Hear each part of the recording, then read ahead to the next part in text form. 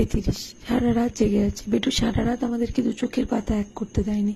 সারা রাত শুধু কেঁদে চলেছে, জানি না কেন। তারপর 5টা নাগাদও ঘুমিয়ে পড়লো।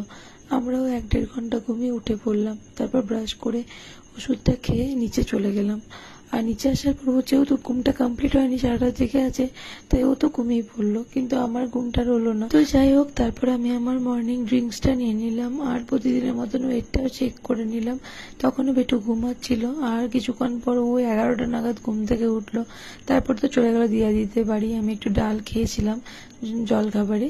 আর আজকে লাঞ্চে যেহেতু শনিবার, সেহেতু সমস্ত কিছু নিরামিষ হয়েছিল। তারপর একটু বিটরুটের জুস খেলাম আর বেটুকেও খাইয়ে দিলাম। ওকে তারপর স্নানটা করিয়ে দিলাম আর চলে গেল দিয়াই দিদির সাথে খেলু করতে।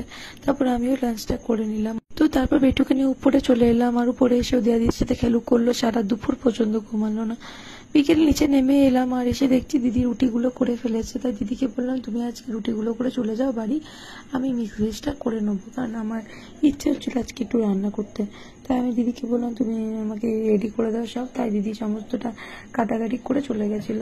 তো চলো একটু মাকে দিয়ে দেখি, টেস্ট করি যে কেমন হয়েছে, নুন ঝাল সব ঠিক হয়েছে কিনা। তো যাই হোক, মা বললো খুব ভালো হয়েছে। তো তারপর আমি আমার জন্য একটু ওটস বানাচ্ছিলাম। তো চলো আমি এবার সবাইকে আস্তে আস্তে খেতে দিয়ে দিই।